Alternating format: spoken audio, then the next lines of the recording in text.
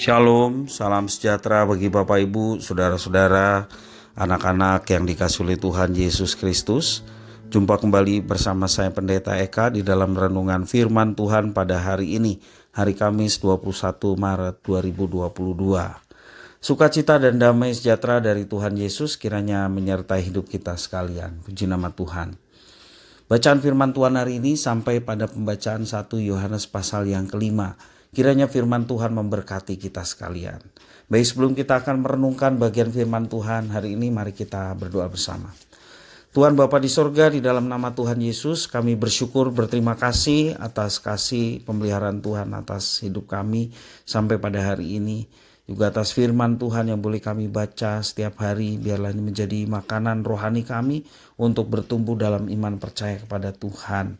Ya Tuhan, sebentar kami mau merenungkan bagian firman-Mu, mampukan kami untuk memahaminya, serta Roh Kudus menuntun untuk kami menjadi pelaku firman dalam hidup kami setiap hari. Terima kasih Bapa berfirman atas kami sedia mendengarkannya. Demi nama Yesus kami berdoa. Haleluya. Amin. Bahan perenungan kita dalam surat 1 Yohanes pasal yang kelima diambil dari ayat 1 sampai yang 5. Saya bacakan ulang bagi Bapak Ibu Saudara, demikian firman Tuhan. Setiap orang yang percaya bahwa Yesus adalah Kristus lahir dari Allah, dan setiap orang yang mengasihi Dia yang melahirkan, mengasihi juga Dia yang lahir daripadanya. Inilah tandanya bahwa kita mengasihi anak-anak Allah, yaitu apabila kita mengasihi Allah serta melakukan perintah-perintahnya. Sebab inilah kasih kepada Allah, yaitu bahwa kita menuruti perintah-perintahnya. Perintah-perintahnya itu tidak berat. Sebab semua yang lahir dari Allah mengalahkan dunia. Dan inilah kemenangan yang mengalahkan dunia, iman kita. Siapakah yang mengalahkan dunia selain daripada dia yang percaya bahwa Yesus adalah anak Allah? Demikian firman Tuhan. Bapak Ibu saudara-saudara yang dikasihi oleh Tuhan, agar bisa menjadi pemenang, kita harus merencanakan untuk menang. Setelah itu kita harus beriman dan bertindak untuk menang. Bukan saja merencanakan, tapi kita bertindak. Bagaimana saya harus memulai hari ini? Bagaimana cara saya merespon persoalan yang mungkin dan sedang terjadi? Bagaimana saya juga melawan setiap godaan dosa yang seringkali menggocoh kita? Sangat menentukan apakah saya menang atau kalah pada hari ini. Ketika kita berserah sepenuhnya kepada Tuhan, Dia memampukan untuk kita mengalahkan setiap tantangan yang ada. Dan apakah setelah kita merencanakan untuk menang, kita pasti menang? Tentunya belum tentu. Ya, bisa saja kita kalah.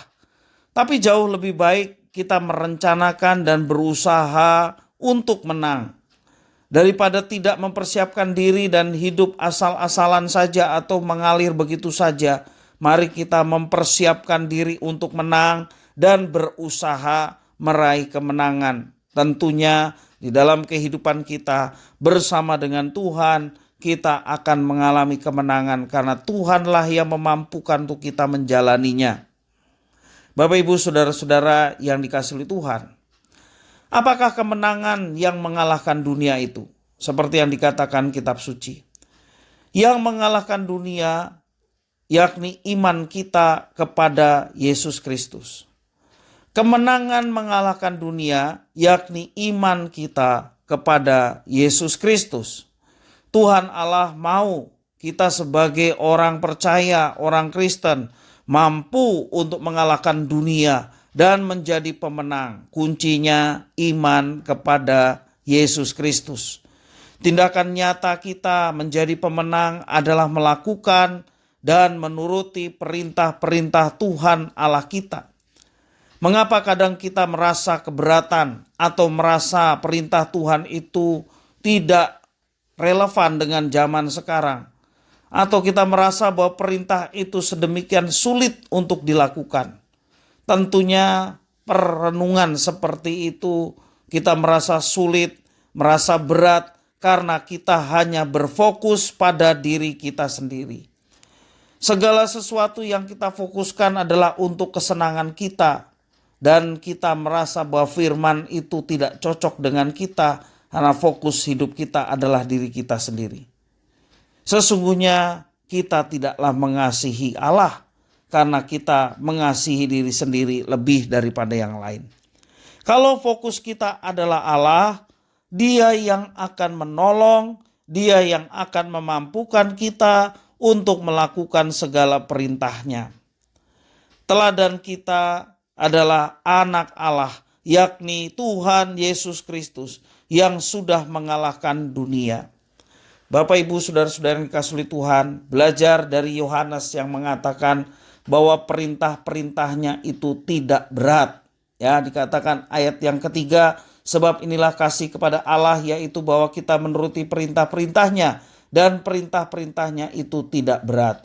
Tentunya Yohanes mengatakan demikian oleh karena dia menjalani kehidupannya untuk Tuhan dan bukan untuk diri sendiri. Sehingga dia mendapatkan kekuatan dan berani mengatakan bahwa apa yang diperintahkan itu tidak berat. Dan dia jalaninya. Walaupun secara manusia kita melihat Yohanes sedemikian berat. Karena dia banyak sekali menderita oleh karena nama Kristus. Bahkan di akhir hidupnya dia harus dibuang ke pulau Patmos. Dan apakah itu tidak menjadi berat? Tentunya kalau kita melihat ukurannya adalah diri kita yang mementingkan diri sendiri. Apa yang dialami Yohanes itu sedemikian berat. Lalu kita belajar dari Yohanes ketika dia memfokuskan diri kepada Tuhan.